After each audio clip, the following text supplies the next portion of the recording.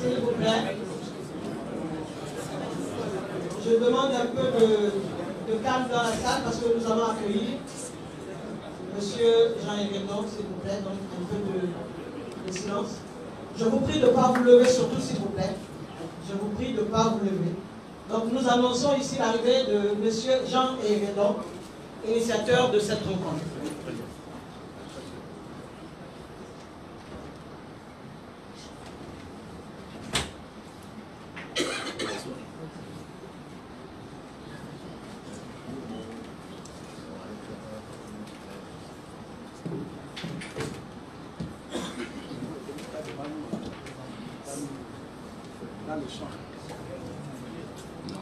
Merci, chers compatriotes. Merci aux fils et aux filles de notre pays, le Gabon.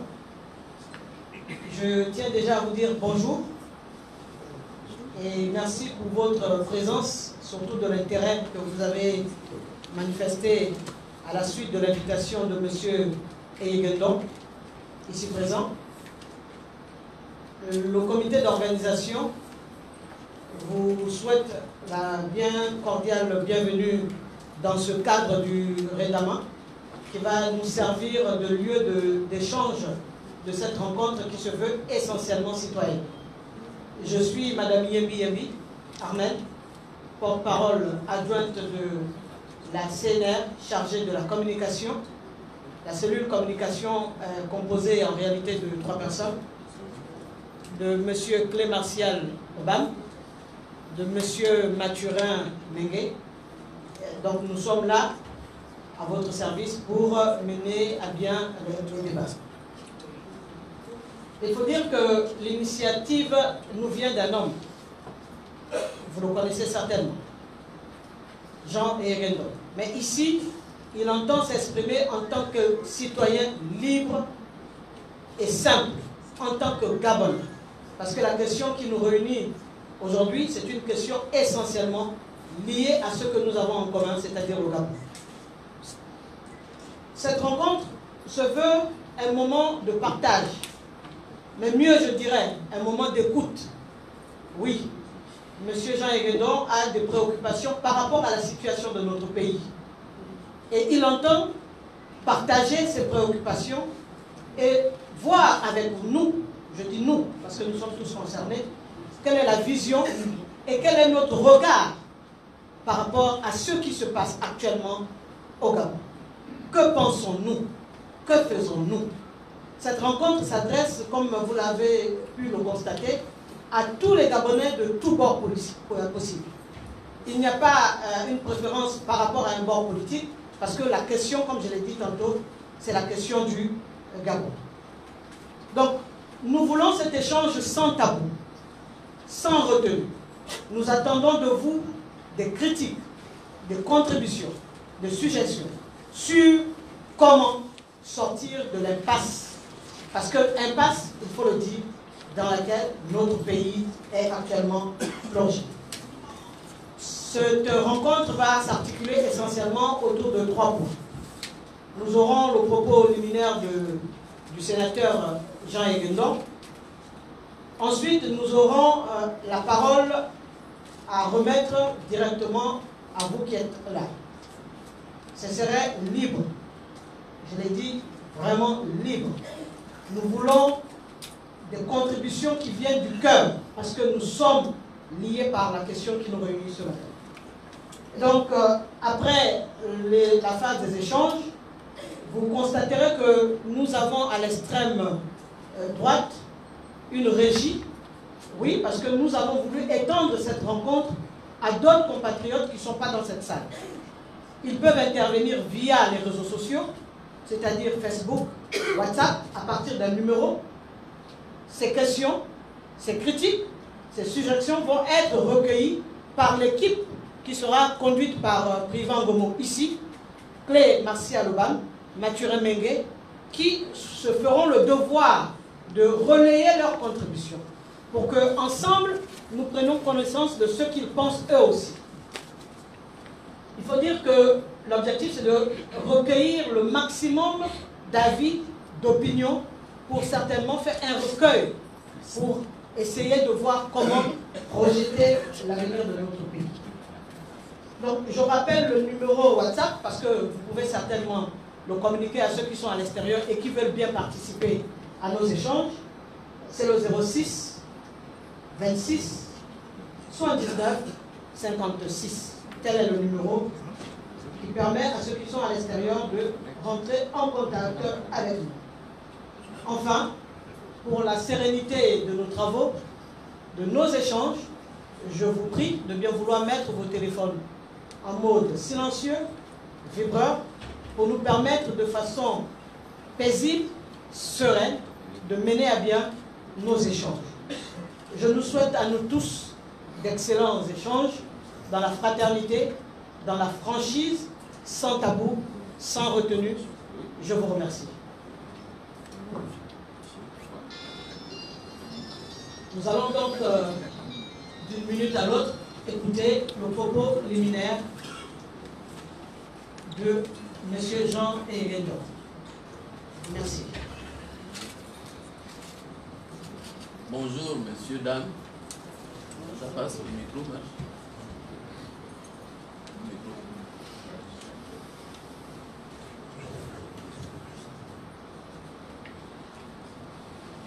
Je disais bonjour, messieurs, dames. On n'a pas l'impression que ça marche.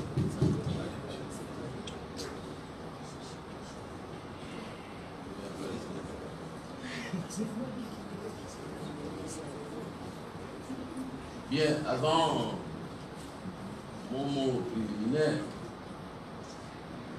je voudrais faire une mise au point qui m'est personnelle, mais qui vous concerne également. Vous savez que je suis en deuil. Certains d'entre vous le savent. J'ai perdu récemment mon épouse. C'est un événement, dois-je le dire, grave, important, peut-être même déterminant pour mon avenir. Mais vous constatez que je suis là.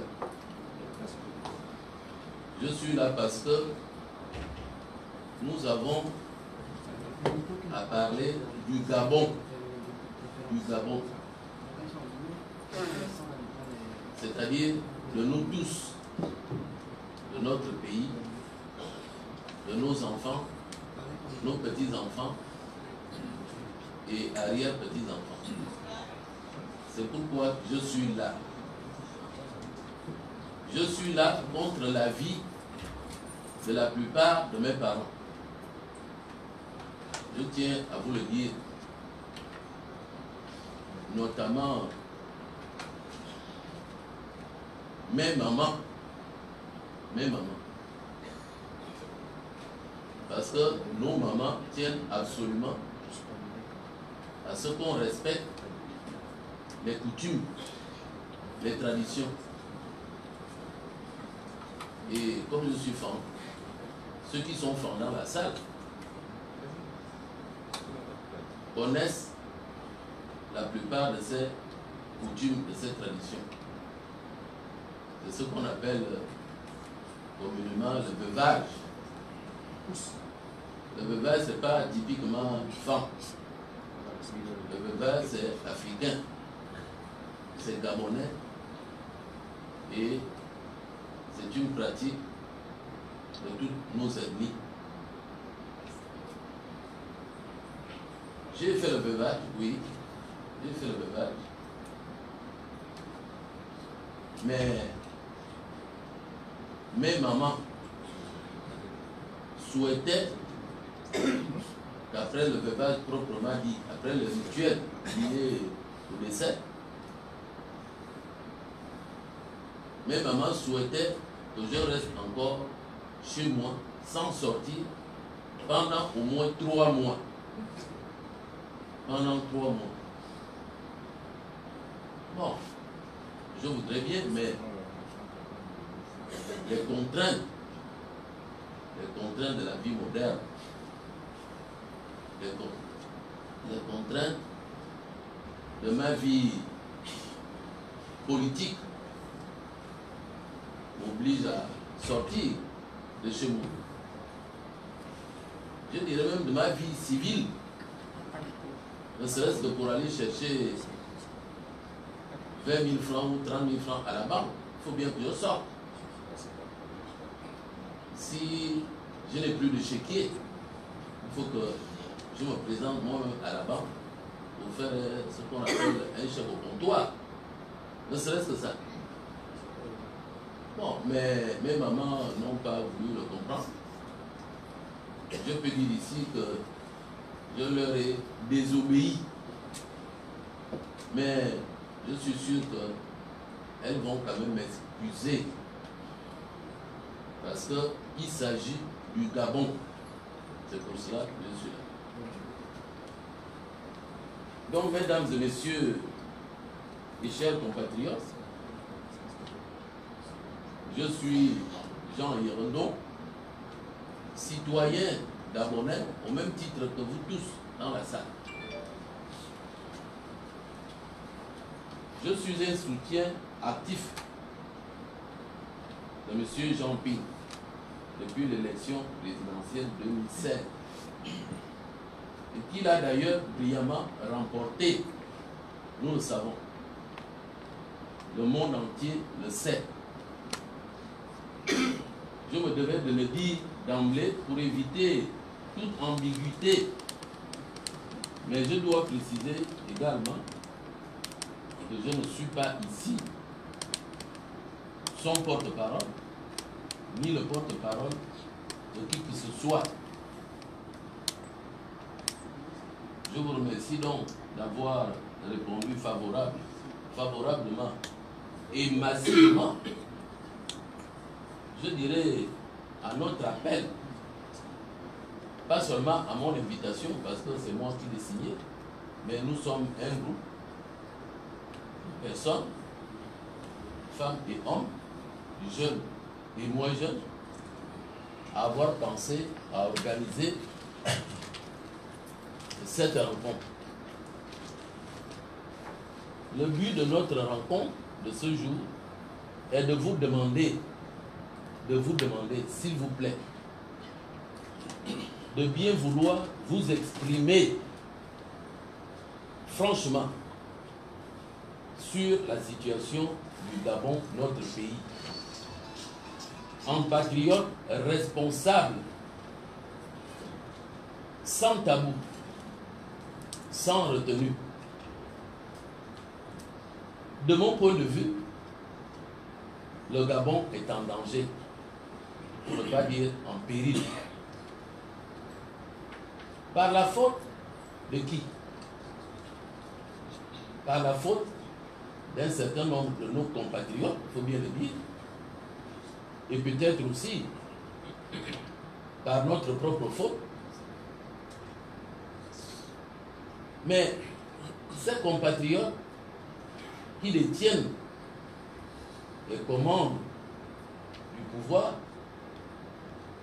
forment en quelque sorte une espèce de caste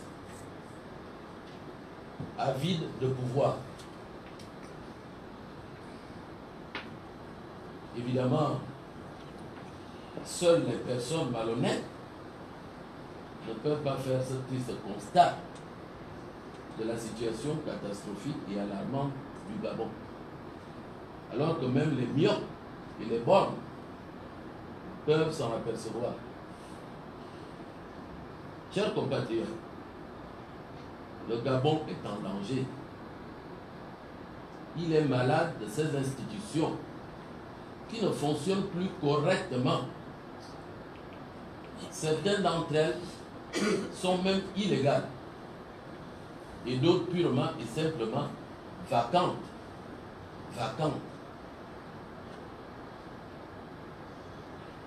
La Cour constitutionnelle, mise en place au début des années 90, est toujours présidée par la même compatriote, Marie-Madeleine Bouracho. L'Assemblée nationale vient d'être renouvelée par un corps électoral étriqué qui a participé au vote républicain communément établi. L'événement majeur à l'origine de la crise profonde que traverse notre pays est naturellement, il faut quand même le dire, le coup d'État est l'état de santé de M. Ali Bongo Ondimba suite à un AVC occasionnant son indisponibilité de fait. Son indisponibilité de fait. La modification illégale et inappropriée de la Constitution en son article 13 par la Cour constitutionnelle. Modification illégale et inappropriée. Troisièmement, l'appel au petit matin du 7 janvier 2019 à la restauration de la dignité lancée par de jeunes soldats de la garde républicaine sur les antennes de notre radio nationale. Mes chers compatriotes, vous conviendrez avec moi que dans un tel contexte, il n'est plus que nécessaire, je veux dire, il est plus que nécessaire et urgent de parler et d'examiner ensemble ce que les tenants du pouvoir sont en train de mijoter. Ce n'est pas parce que nous ne sommes pas assez nombreux dans cette salle, en comparaison avec la population gabonaise, et qu'à part mon mandat de sénateur, nous n'avons pas reçu du peuple un mandat pour parler en son nom, que nous devons nous taire. Chaque Gabonais a le droit de parler de son pays. De son pays. Nous devons parler du Gabon parce que nous l'aimons, c'est notre pays.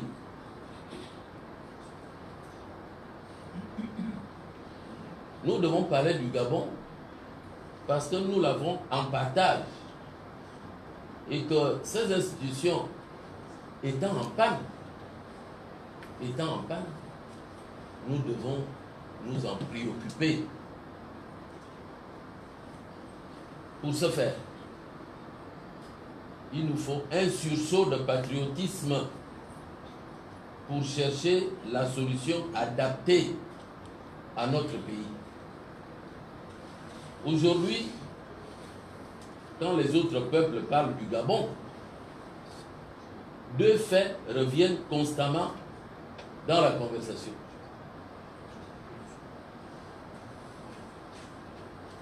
Un, la victoire usurpée de Jean Ping,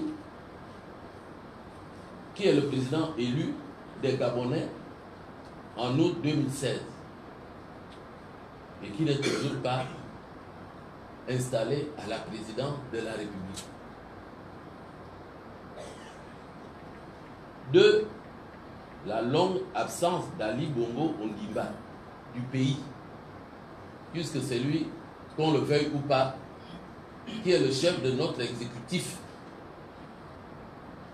qu'on l'ait élu ou qu'on l'ait pas élu, c'est lui qui représente, qui engage le Gabon à l'extérieur et même à l'intérieur. Nous constatons qu'il n'est pas là. Je n'ose pas dire plus. Nous constatons qu'il n'est pas là.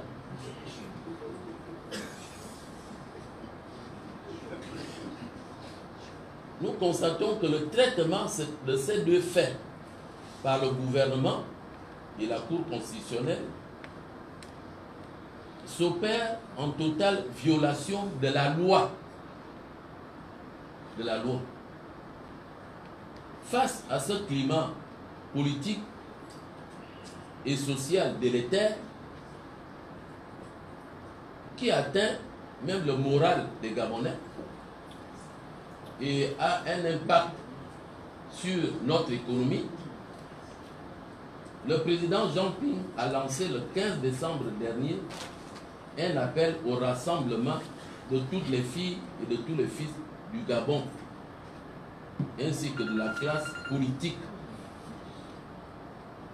pour reconstruire une dynamique unitaire indispensable pour continuer la lutte pour la récupération de notre victoire. La victoire du peuple gabonais. La victoire du peuple gabonais.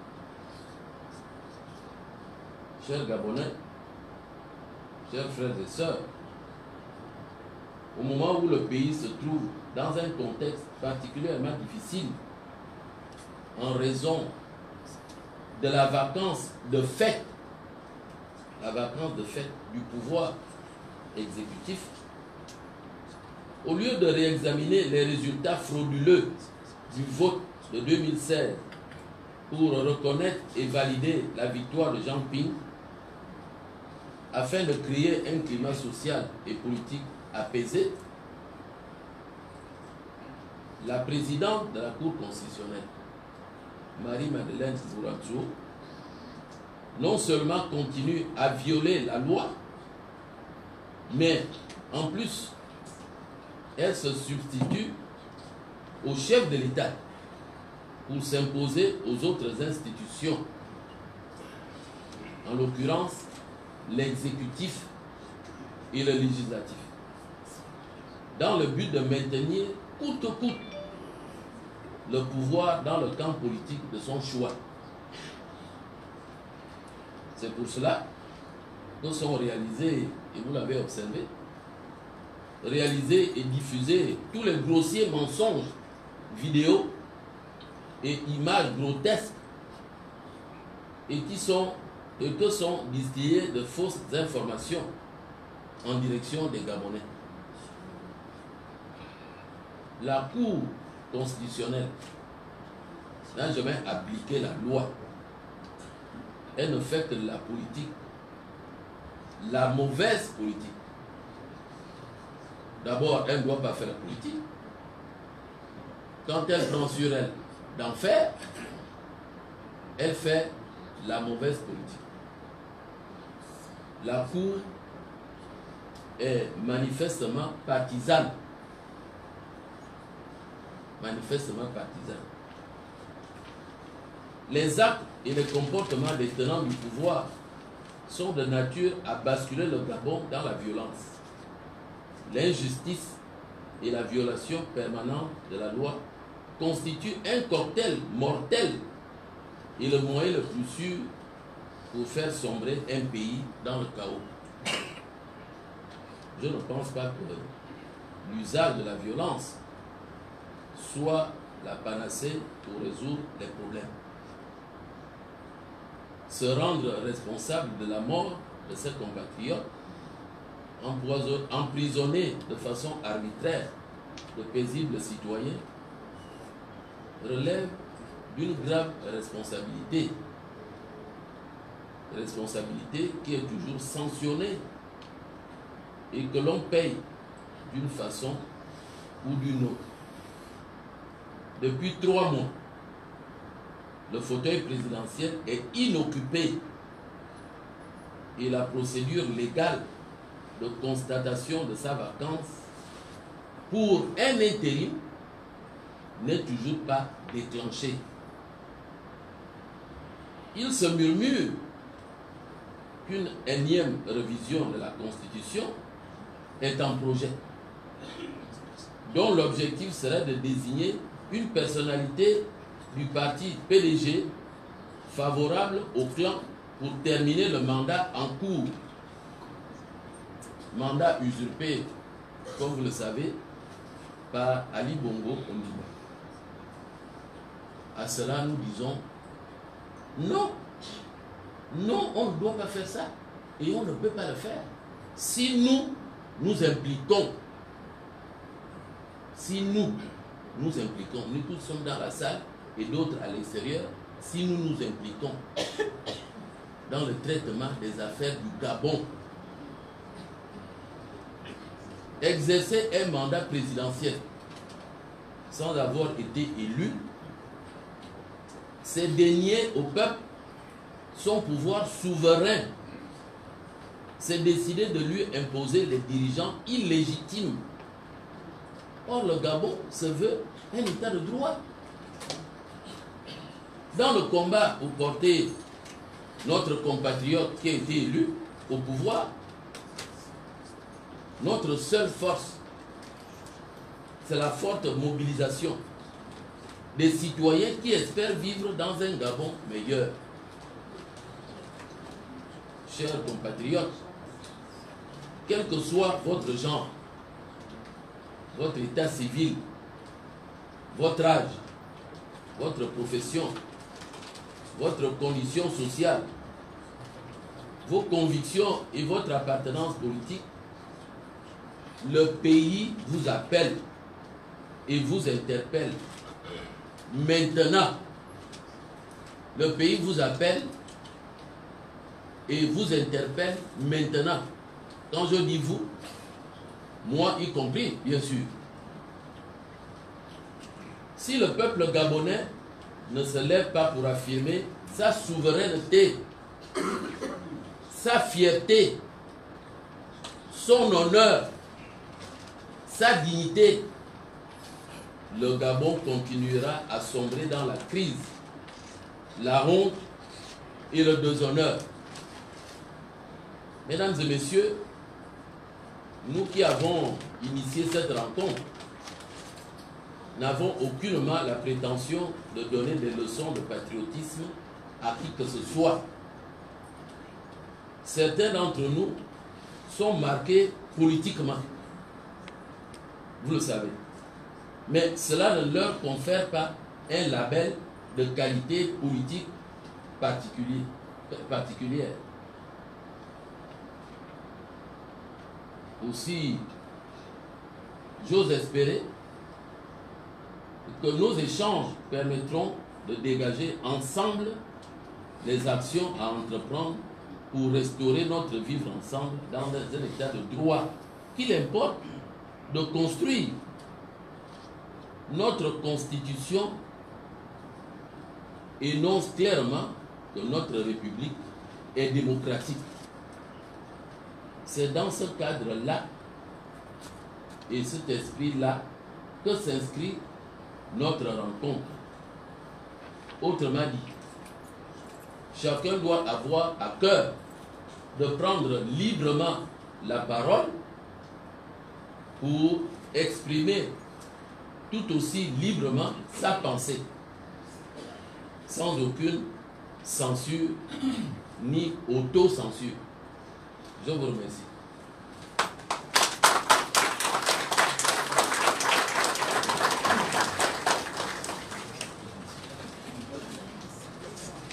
Merci, vénérable sénateur Jean Yves. Nous venons d'écouter nos propos liminaires du Premier ministre, ancien Premier ministre, j'allais dire. La parole revient à l'assistance. Nous rappelons une fois de plus qu'il s'agit essentiellement d'échanges. L'objectif pour nos vénérables n'est pas d'attendre des questions, mais c'est de vous écouter, de nous exprimer sur ce que chacun de nous, comme il venait si bien de le dire, pensons pour le Gabon. Nous avons des contributions certainement au niveau de la régie. Nous allons les prendre et ensuite passer la parole à qui veut la prendre. Chacun devrait s'acquitter du devoir de décliner son identité pour nous permettre de relever les contributions, les critiques, les suggestions par rapport à l'esprit de cette rencontre. Je vous remercie. Merci. Oui, merci Madame Yebi. Là, nous sommes un peu assaillis de questions par les Gabonais qui vivent hors du pays et à l'intérieur du pays. Donc la première question vient de Médic, d'un cadre des assurances qui s'appelle M. Louis-Martin Long, qui pose la question suivante. Quelle est selon vous, M. Yeguendon, la solution que vous préconisez pour sortir le Gabon de cette situation? Première question. Il y a un deuxième, parce qu'il faudrait répondre par l'eau de 3. Oui, par l'eau de 3. Voilà. Donc, celui-là n'a pas pu donner décliner son identité. Il dit Ali Bongo ne reviendrait plus jamais, c'est certain. Pourquoi l'opposition semble n'avoir aucune solution pour forcer le pouvoir en place à déclarer la vacance de pouvoir? Nos leaders donnent l'impression de manquer d'inspiration et surtout de courage. Bon, la troisième vient de la Côte d'Ivoire. C'est M. Diabaté Nassini, il est né au Gabon, il s'intéresse à la vie politique de notre pays. Il dit quelle est la stratégie à appliquer au regard des divergences que l'opposition connaît en son sein. Voilà les 3 questions. Pour l'instant. Il y a 3.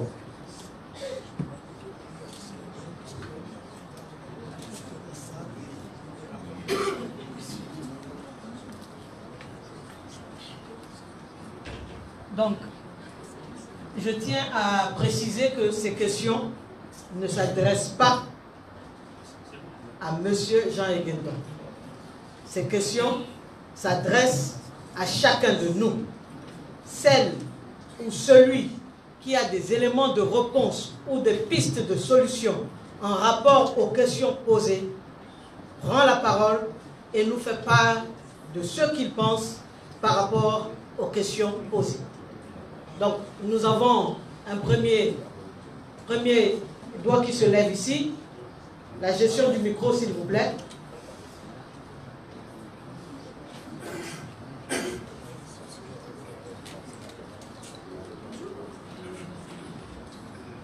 Vous déclinez votre identité et vous nous faites part de votre point de vue. Merci. Merci.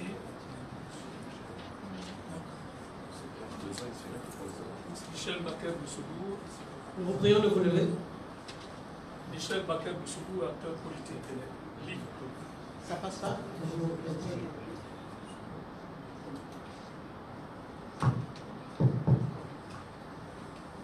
Je disais tantôt, je suis Michel Baker Boussougou. Nous sommes acteurs politiques. Juste pour aborder un peu dans le même sens les questions de tout à l'heure. Pour naturellement rajouter mon même la vie, c'est-à-dire le constat de la désunion de l'opposition. Le constat presque avéré d'une part de stratégie au niveau de l'opposition plurielle. Et naturellement m'interroger sur l'alternative qui reste presque évidente, celle de la question du rapport de force, par tout moyen possible. On regarde la situation politique que nous connaissons quasi d'instant.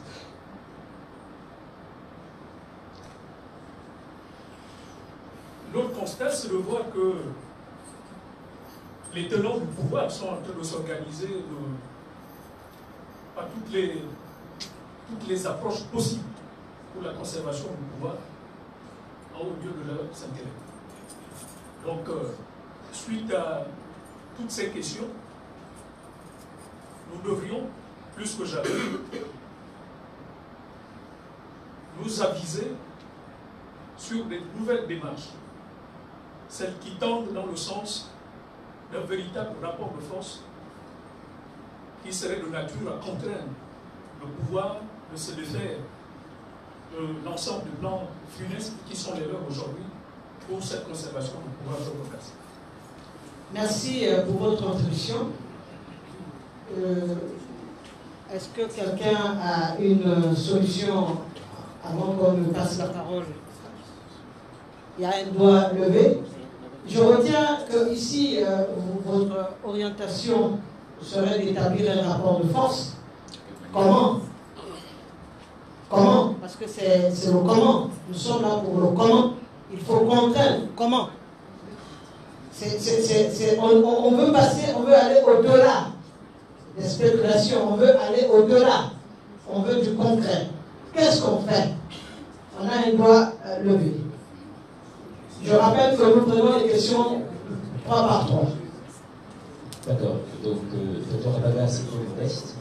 Je ne reviendrai pas sur la généalogie ou l'historicité de la politique. Elle ne m'intéresse pas beaucoup. Ce qui m'intéresse en réalité, c'est la définition même du pouvoir, qui n'est pas une définition statique, mais qui plutôt est comme un fluide et dynamique. Cela veut dire ceci. Le pouvoir chasse le pouvoir. Ça va être très clair. Vous n'avez plus affaire au même pouvoir.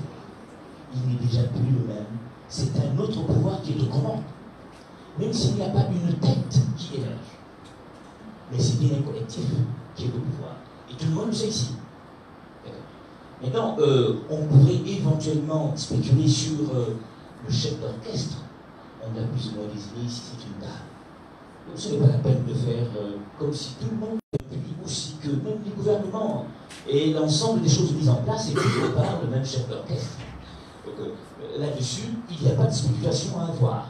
D'autant que elle a comme ce que je peux appeler la suprématie, c'est-à-dire cette capacité à modifier la super légalité en lieu et place du peuple, sans même convoquer les référendums, pour des questions aussi fâcheuses et graves.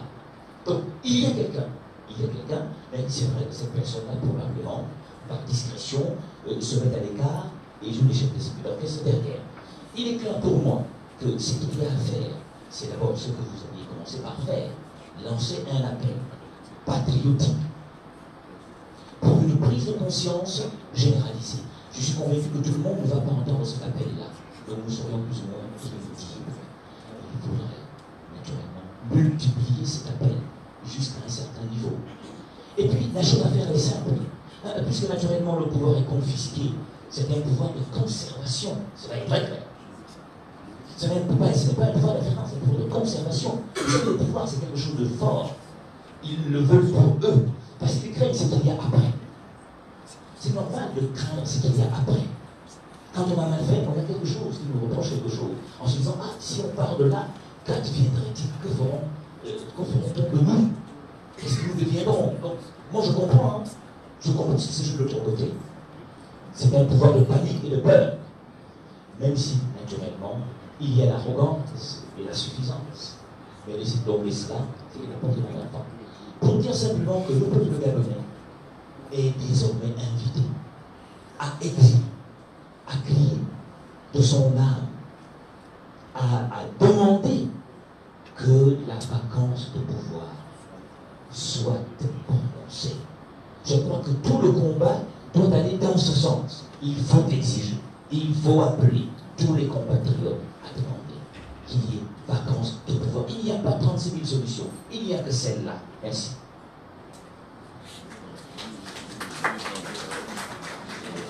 On va, s'il vous plaît.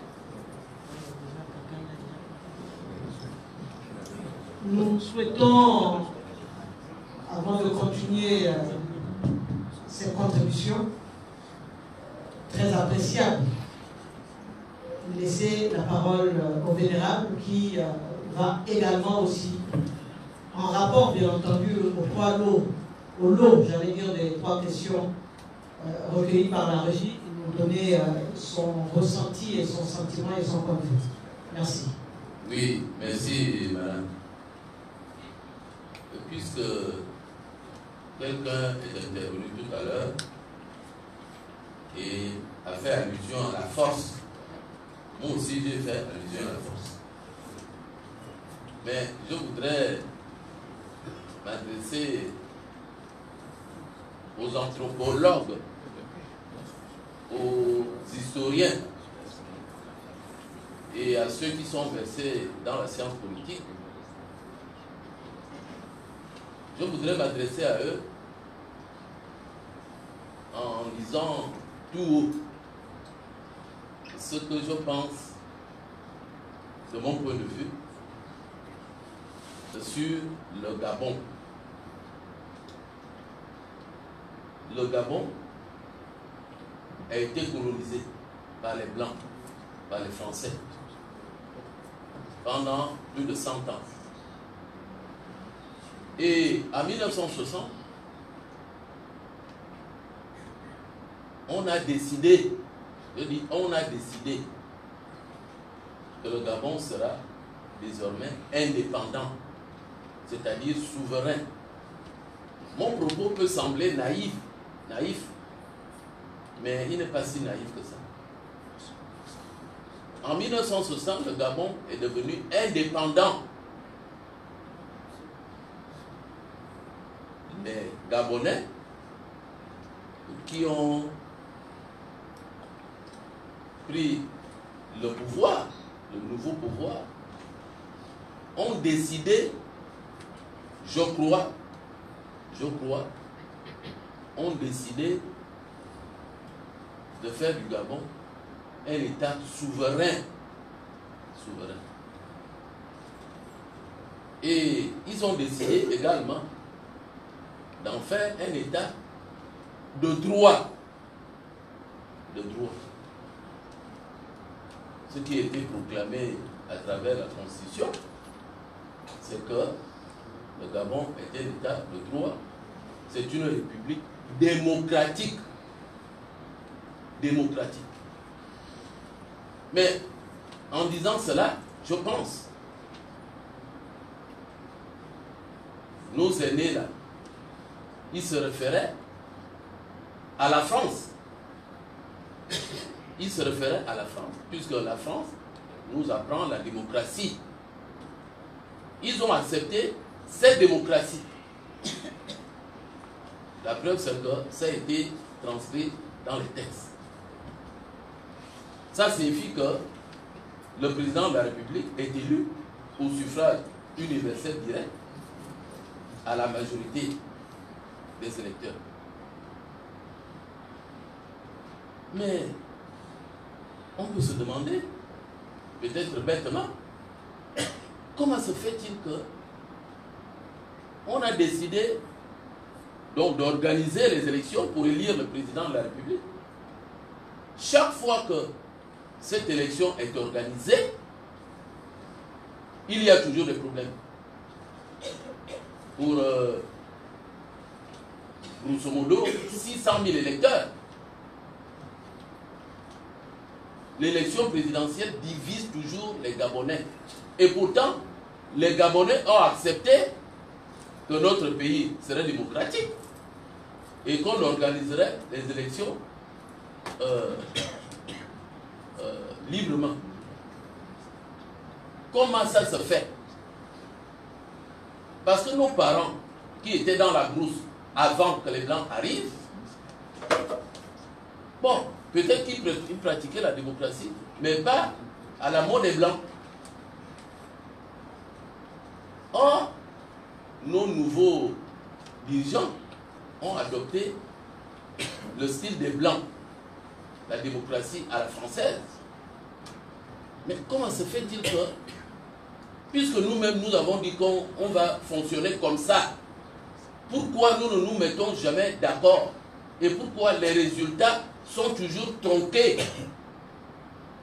Cette situation va perdurer jusqu'à quelle époque? C'est cette question qui me taraude l'esprit. Franchement, nous avons nous-mêmes décidé que nous sommes une république démocratique. Et nous avons décidé d'organiser les élections dans cet esprit-là. Mais quand on organise ces élections, celui qui est déclaré gagnant ou élu, ça pose toujours des problèmes. Comment l'expliquer? Comment l'expliquer? Et puis si vous, nous, les Gabonais, trouvent l'explication, mais s'ils trouvent l'explication, qu'ils donnent le remède pour qu'on n'assiste plus à ces spectacles ridicules. Ridicules aux yeux des Blancs. Ne croyez pas que je suis raciste. Non, pas du tout. Je dis les Blancs parce que nous, chez les femmes, on dit comme ça, mi-temps, les Blancs. C'est-à-dire les gens là qui sont venus de l'autre côté des mers et nous ont apporté, entre guillemets, la civilisation. La civilisation que nous avons adoptée. Parce qu'on aurait pu refuser, de faire du Gabon un État démocratique, une république démocratique. Je verse cette réflexion sur la table pour que les uns et les autres puissent dire aussi ce qu'ils pensent. Parce que j'ai interpellé les anthropologues, les historiens et ceux qui s'intéressent à la science politique. Merci. Merci. Je pense qu'avant l'intervention du vénérable, nous avions déjà un compatriote qui avait le micro. On va écouter son intervention et repasser la parole à quelqu'un d'autre. Bien, merci madame. Je suis Mounima Jérémy, citoyen gabonais. Avec votre permission, monsieur Ono, je pense que ce qu'on va faire pour permettre, parce qu'il y a plusieurs doigts qui se lèvent, on va les enregistrer.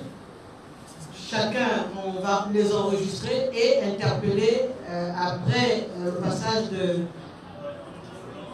Ce serait trop long, parce que quand les doigts sont levés, on ne sait pas qui a levé avant. C'est ça le problème. Très bien. Donc, monsieur Ono a la parole. D'accord, bien, merci.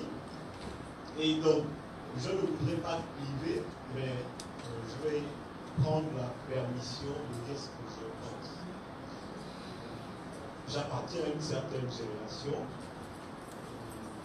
sans prétention aucune. Ce combat, je le mène depuis que je suis à l'élection. Ça m'a valu ce que ça a valu, pas seulement à moi, à certains jeunes qui se reconnaissent dans ce que je dis. Les élections se sont passées comme elles se sont passées. Tout le monde a vu ce qui s'est passé. Et il se fait qu'aujourd'hui, nous sommes réunis ici. Je dis, c'est bien, mais ça ne va pas suffire. Ça ne va pas suffire pour une raison, c'est qu'il n'y a pas de dynamique franche. Et la dynamique franche, je vais aller dans le but, on ne la crée pas en faisant des conférences dans des bureaux ou dans des hôtels. Je vais cliver, mais je vais le dire franchement. Il se passe que les autres en face, ils utilisent des méthodes bien précises. Pour une raison simple, moi je n'ai pas peur de le dire, nous ne sommes pas dans un pays où les gens ont une haute et une bonne conscience politique. Il n'y a pas de conscience politique gabonaise. Quelques individus s'en démarquent, mais pour la majeure partie, on fait partie de la plèbe. Et ce plèbe-là, si on veut la rassembler, il faut être pragmatique et de franchise. Ça peut marcher. Je ne dis pas que ça va marcher, je dis ça peut marcher. Si on se mobilise pour une semaine durant, je crois que ça peut le faire. Mais si on reste là à spéculer, à dire de bonnes phrases, ça ne va aller nulle part. Voilà. Moi je vous dis,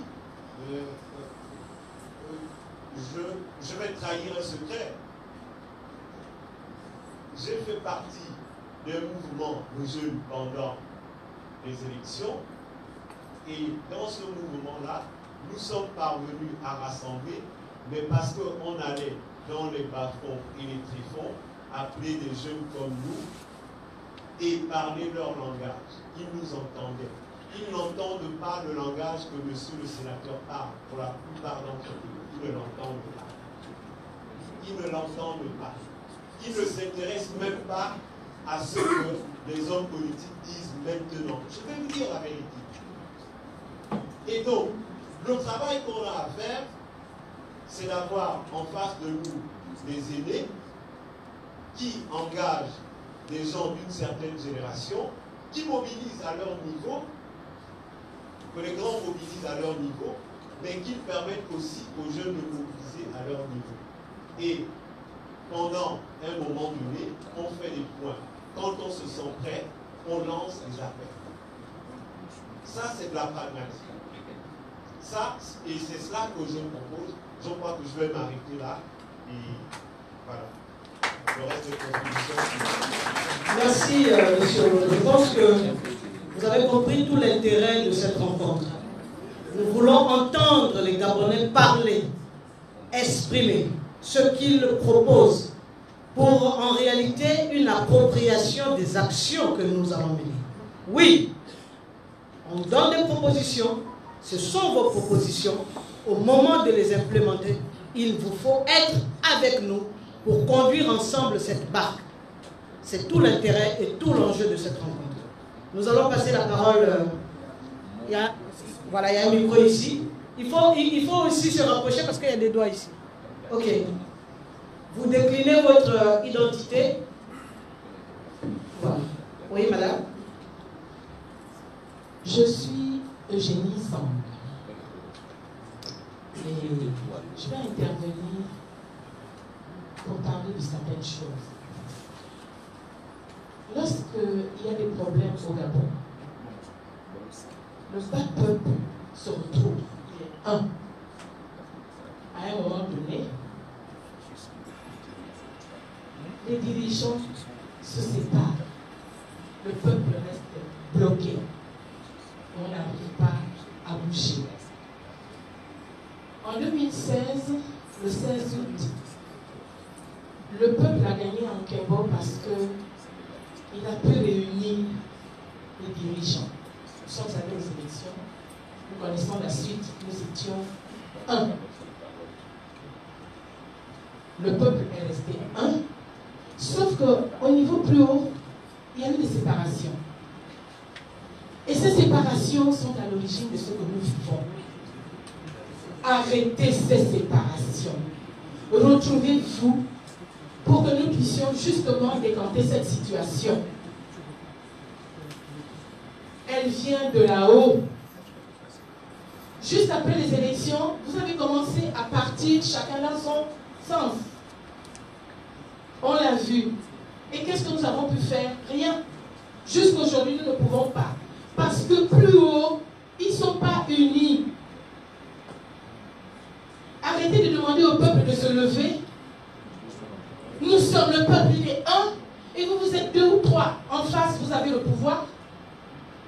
Et au niveau de l'opposition, il y a 2, 3, 4, 5, 6 oppositions. Qui servent à quoi finalement? Vous nous amenez où? C'est cette opposition qui doit pouvoir combattre le pouvoir. Et si vous n'êtes pas ensemble, nous ne pouvons pas vous suivre. Nous ne pouvons pas aller dans tous les sens. Si tous ici, au sortir de cette réunion, nous allons devant chaque domicile de ces représentants pour leur dire retrouvez-vous ensemble pour que nous puissions combattre ce qui se passe, ça se fera. Voici ma contribution. Arrêtez de diviser le Gabon. C'est vous qui le divisez. Le pouvoir et vous, l'opposition. Combien d'opposition? Arrêtez. Nous sommes toujours ensemble, nous, en bas. Nous entendons votre langage. Nous attendons que vous puissiez nous dire levez-vous, mais tous ensemble, pas un seul. Nous sommes fatigués de vos égos. Arrêtez cela. Depuis la nuit des temps, nous sommes là, ça ne nous apporte rien, absolument rien. Nous sommes fatigués. Ici dans la salle, ce sont des cheveux blancs. Où sont les jeunes? Qu'est-ce que vous faites? Arrêtez de vous diviser. Nous, le peuple, nous sommes toujours unis. Nous sommes un, mais vous êtes plusieurs. Arrêtez d'être plusieurs pour que nous puissions combattre justement en face. Avec vous. Merci, merci, merci. Nous allons prendre la régie. La régie a des contributions et ensuite on revient vers l'assistance. Merci. Oui, c'est surtout pour les Gabonais de l'étranger qui nous suivent très activement. Bon, je vous donne ça en vague. Gauthier Hervé Landy qui dénonce, qui dit oui, mais que faire pour restaurer l'honneur du Gabon et la vérité des choses. Ça, c'est le premier. Christelle Indra qui dit, mais bon, en fait, on fait quoi? En face, ils agissent. Bon, il y a Gauthier Hervé Landy qui dit que doit-on faire pour Marie-Madeleine Omboranto qui doit lire le droit.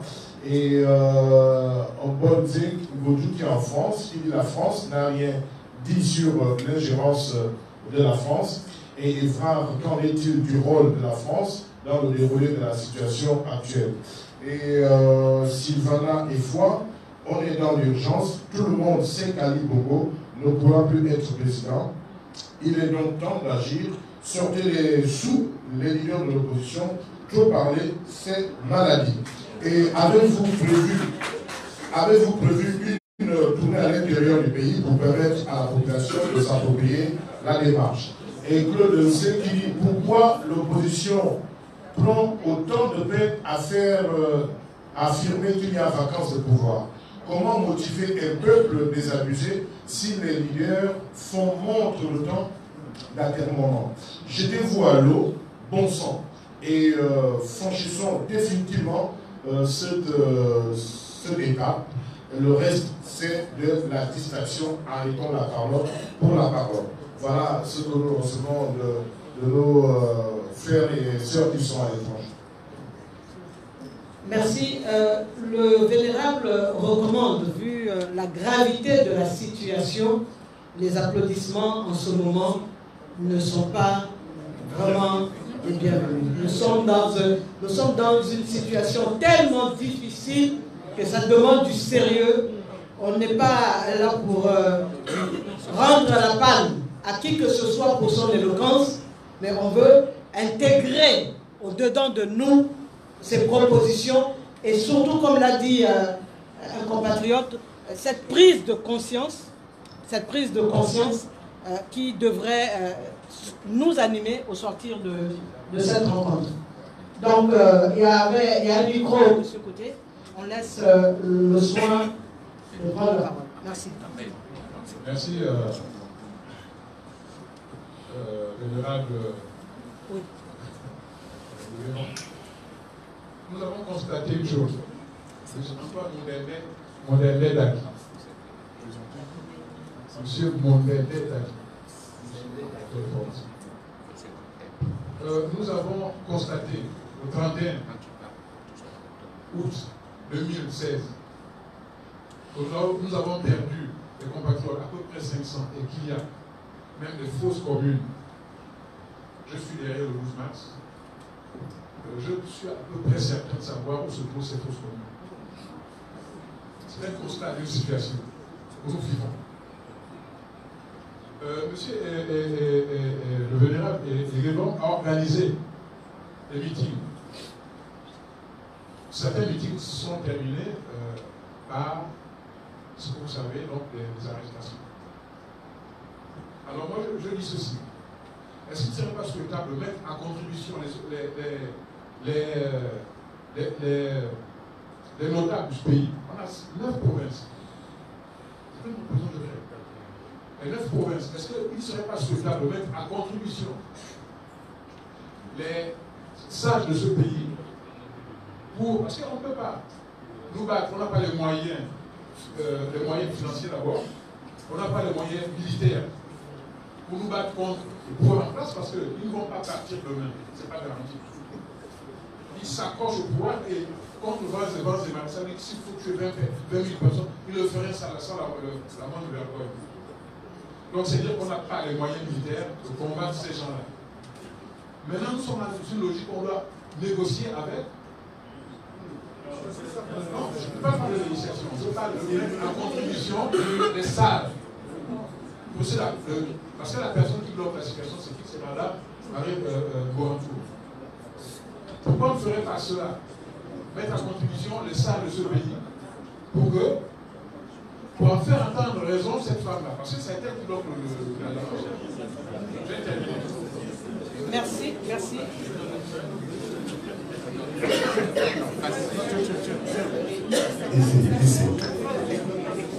S'il vous plaît, vraiment, je comprends l'intérêt, mais nous voulons aussi donner la parole ici, rapidement.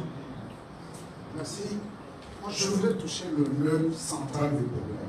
J'ai l'impression qu'on est... Merci. Joanne Wenini, c'est mon nom, je suis le président du CFLP, membre de la coalition pour la nouvelle République. Je voudrais dire 3 petites choses. La première, c'est que il ne faut pas que l'on se voile la face.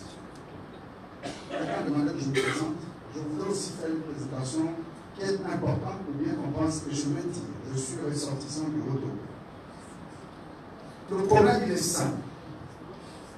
Et nous nous rendons compte, si on analyse l'élection présidentielle depuis 1993, une majorité du peuple gabonais se mobilise, gagne l'élection présidentielle. Et puis celui qui a gagné n'est pas proclamé élu. Et ça s'est répété comme ça en 1998, en 2010, bon, tout ça.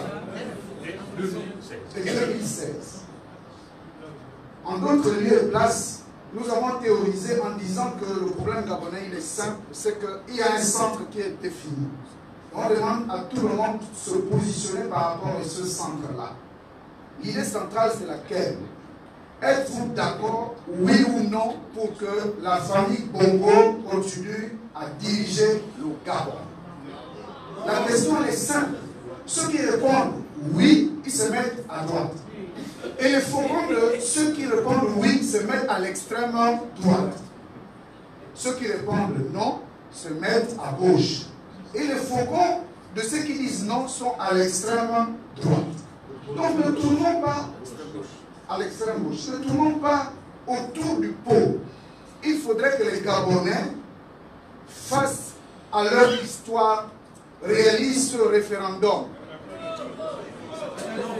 Est-ce que, à la date d'aujourd'hui, et c'est une question, nous tous ici, on doit répondre à cette question.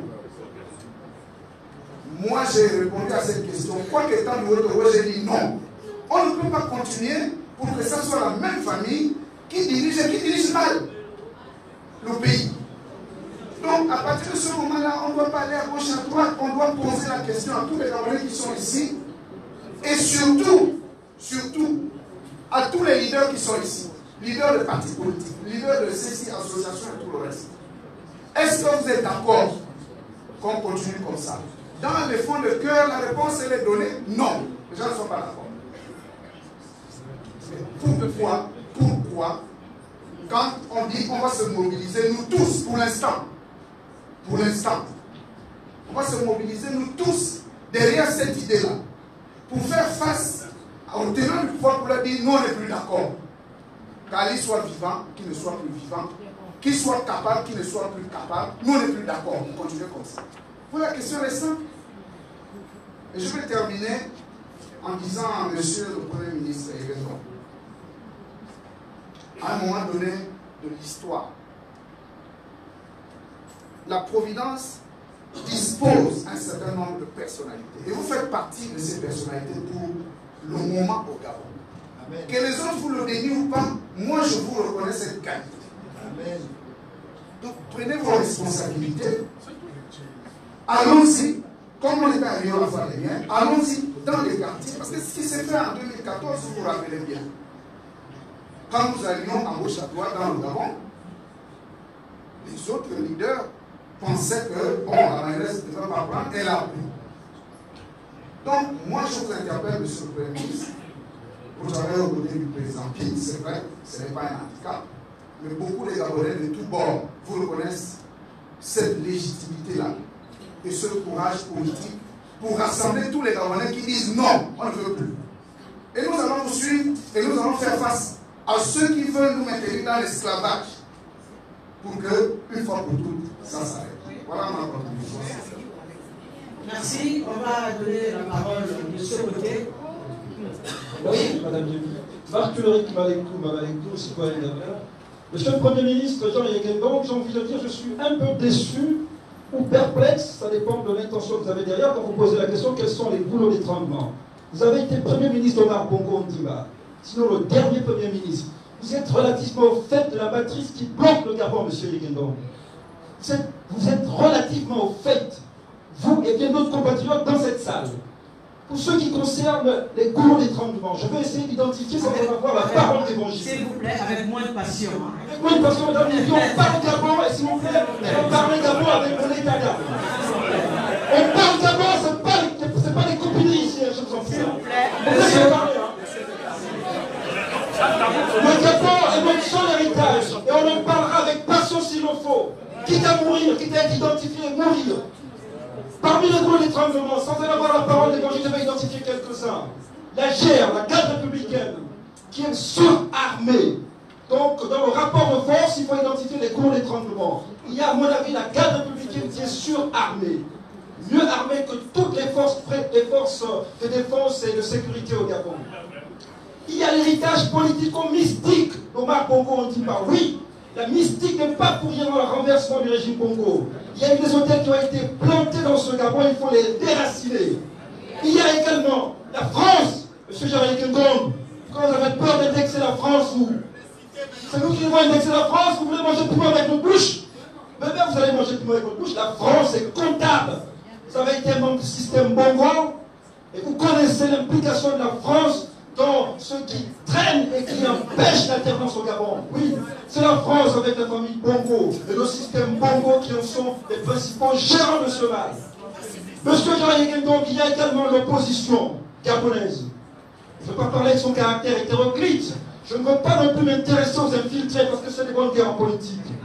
Dans l'opposition, il y a de mon point de vue deux facteurs. Il y a des gens qui sont pour le peuple du changement, qui veulent, certains d'entre vous, ne veulent pas renverser le système Bongo. Ils veulent renverser le régime Ali Bongo. Certains d'entre vous font comme